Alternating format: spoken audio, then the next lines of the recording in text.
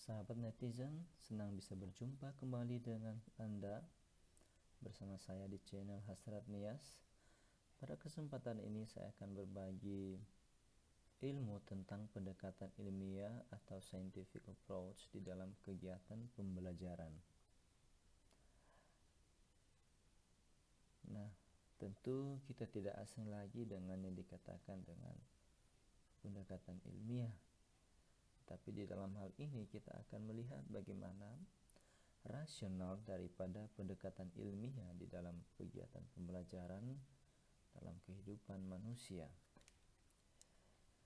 Pesatnya perubahan yang terjadi di dalam kehidupan manusia pada abad ini, di mana manusia itu sendiri tidak berdaya untuk menghindarinya dan menghambatnya, sudah mengharuskan manusia untuk mengubah paradigma dalam kehidupannya. Perubahan yang terjadi secara masif dan universal ditandai dengan perubahan teknologi dan informasi yang sangat pesat. Perubahan ini memaksa manusia agar bisa beradaptasi terhadap dampak perubahan yang terjadi secara terus-menerus atau secara kontinum. Nah, perubahan ini juga mengakibatkan adanya transformasi gaya hidup untuk menjalani hari-hari seperti sistem yang terbuka, tidak ada batasan wilayah tertentu, mudah mengakses berbagai informasi, sistem jual beli, penyelenggaraan pendidikan dengan sistem online, dan lain sebagainya. Dan hal ini menjadi bahan perbincangan serius bagi para ilmuwan dan akademis. Perubahan di atas mengharuskan para manusia bahwa arah pendidikan harus diubah agar memiliki nilai relevansi yang utuh untuk berkesesuaian dengan kebutuhan hidup manusia. Perubahan yang terjadi adalah perubahan kurikulum 2013 dari kurikulum yang diterapkan sebelumnya. Dalam rangka penyelenggaraan pendidikan yang berkesesuaian dengan kebutuhan manusia pada zamannya, maka pemerintah menerapkan kurikulum 2013 sebagai bagian dari sistem penyelenggaraan pendidikan di Indonesia. Kurikulum 2013 ini ditandai dengan perubahan pendekatan atau approach pembelajaran yang digunakan. Pendekatan yang digunakan adalah pendekatan ilmiah atau dalam bahasa Inggrisnya adalah scientific approach, di mana pendekatan ini berorientasi pada pembelajaran yang berpusat kepada siswa atau student center. Siswa memiliki keterlibatan dalam proses pembelajaran secara mandiri. Penerapan pendekatan saintifik tidak hanya sekedar menguasai penerapannya secara prosedural, akan tetapi hal yang terpenting adalah mampu mengubah prinsip berpikir biasa menjadi berpikir maju untuk mencapai keberhasilan penerapan pendekatan ini. Guru secara metodik harus mampu mengidentifikasi kebutuhan penerapan pendekatan ini berkaitan dengan kondisi siswa yang diajari dan kebutuhan kompetensi dan keterampilan yang harus dimiliki siswa setelah proses pembelajaran selesai. Guru memahami hakikat pendekatan dalam pembelajaran merupakan tuntutan dasar yang harus dimiliki sebelum menerapkan pendekatan ini. Nah, hal ini menjadi tolak ukur untuk keberhasilan guru menjadikan siswa terlibat belajar dalam proses pembelajaran secara mandiri dan aktif. Dengan demikian, siswa memperoleh pengalaman belajar yang sama sesuai dengan hakikat alamiah manusia, hakikat ilmiah dalam pembelajaran, dan hakikat amaliyah dari ilmu yang diperoleh dari pembelajaran.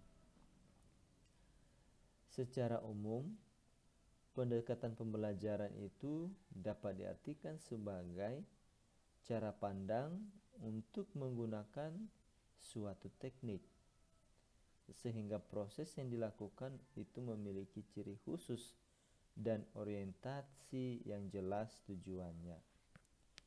Berdasarkan Hosman di dalam bukunya, pendekatan pembelajaran dapat diartikan sebagai perspektif atau sudut pandang, atau sering kita katakan pandangan teori yang dapat digunakan sebagai landasan dalam memilih model, metode, dan teknik pembelajaran. Hal ini sebagai titik tolak atau sudut pandang terhadap proses pembelajaran yang merujuk pada pandangan tentang terjadinya suatu proses yang sifatnya masih sangat umum. Di dalamnya mewadahi, menginspirasi, menguatkan, dan melatari metode pembelajaran dengan cakupan teoritis tertentu.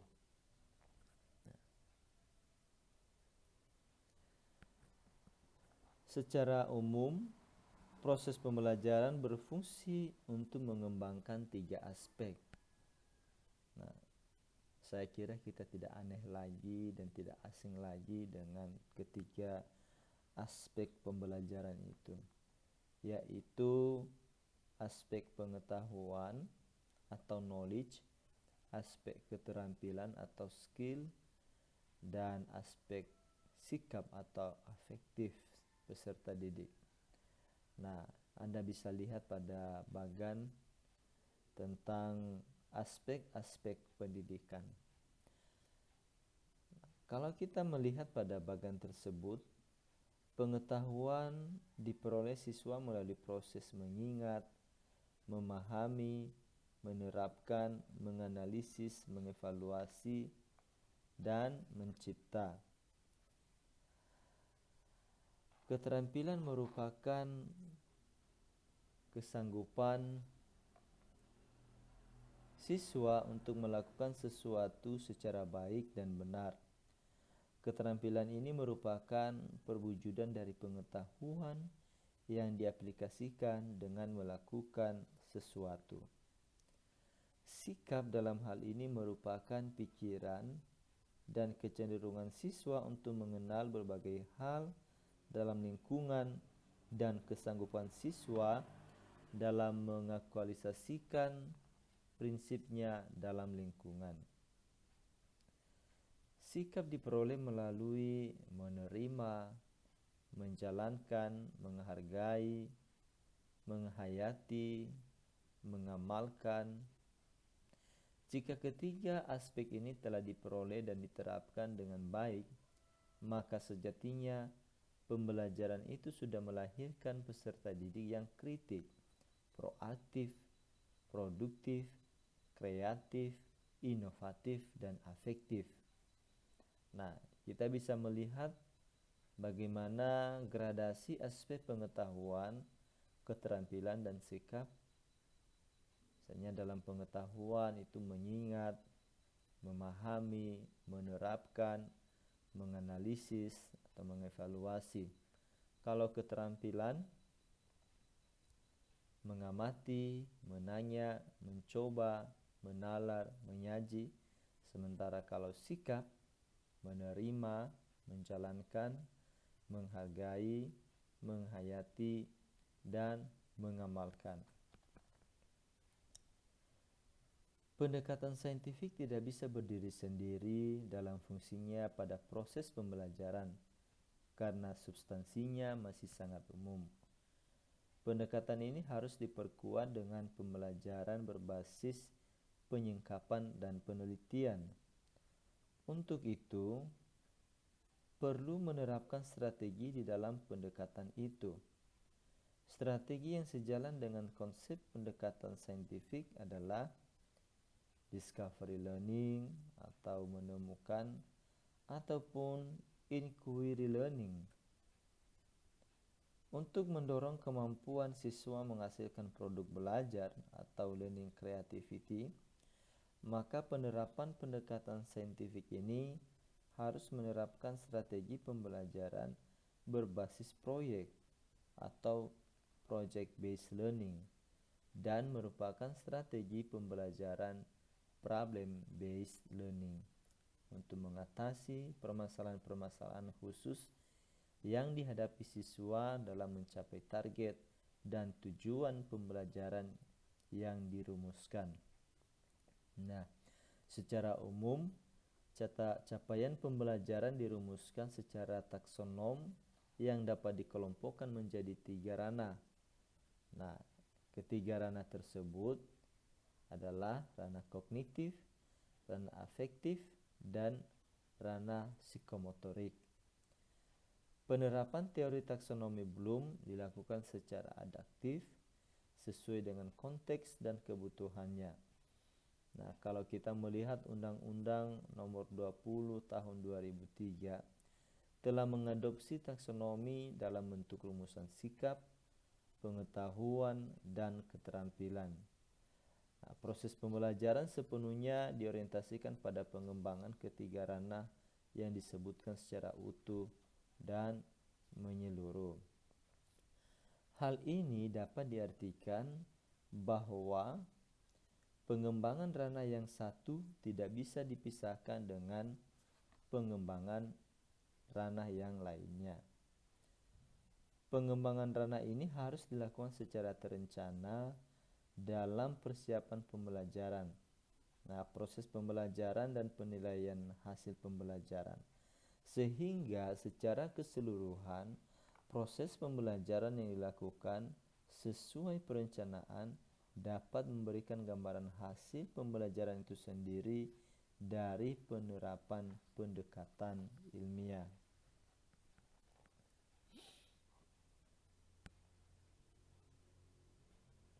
Nah, kita bisa melihat bagaimana alur penerapan pendekatan ilmiah itu.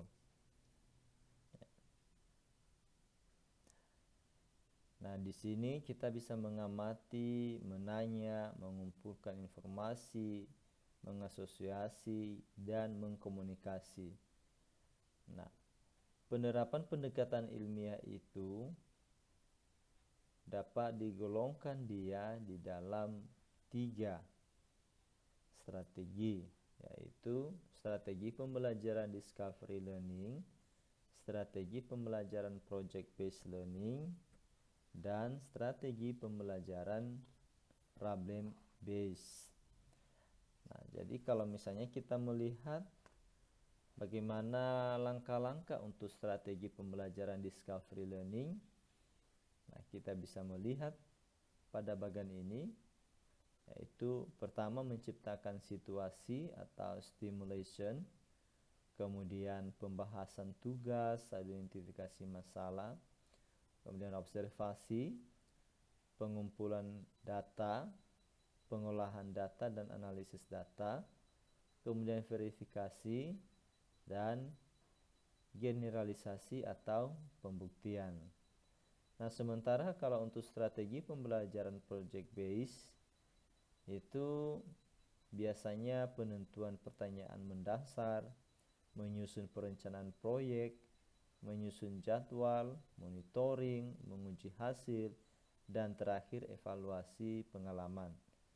Nah, bagaimana dengan strategi pembelajaran problem based? Nah, pada strategi pembelajaran ini orientasi pada masalah, pengorganisasian belajar, membimbing, penyelidikan, mengembangkan dan menyajikan hasil karya, dan menganalisis dan mengevaluasi proses pemecahan masalah. Sahabat netizen, kita juga perlu mengetahui tentang beberapa pendapat ahli tentang pengertian daripada pendekatan ilmiah atau scientific approach. Nah, kalau kita melihat bahwa pembelajaran yang efektif itu adalah pembelajaran yang membuat siswa mencari tahu hal-hal tertentu agar tahu. Hal ini sangat berkesesuaian dengan penerapan pendekatan saintifik. Menurut Hosnan, di dalam Pohan, pendekatan saintifik adalah proses pembelajaran yang dirancang sedemikian rupa agar peserta didik secara aktif mengkonstruk konsep, hukum, atau prinsip melalui tahapan-tahapan mengamati,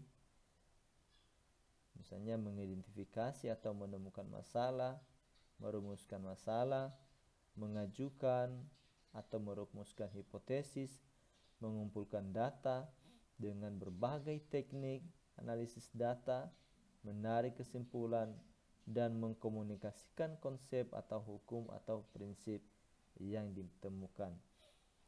Sementara menurut Nurul di dalam Johari Marjan, ia menjelaskan bahwa pembelajaran berpendekatan saintifik merupakan pembelajaran yang menggunakan pendekatan ilmiah dan inquiry, di mana siswa berperan secara langsung, baik secara individu maupun kelompok, untuk menggali konsep dan prinsip selama kegiatan pembelajaran.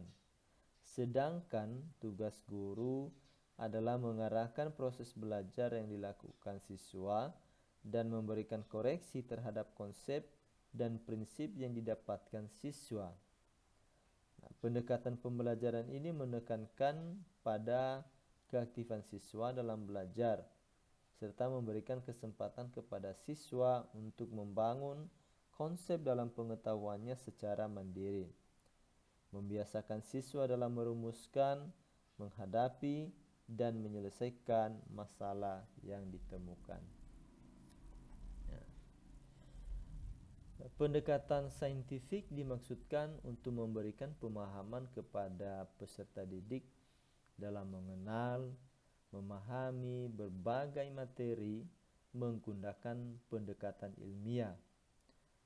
Bahwa informasi bisa berawal dari mana saja, kapan saja, tidak tergantung pada informasi searah dari guru.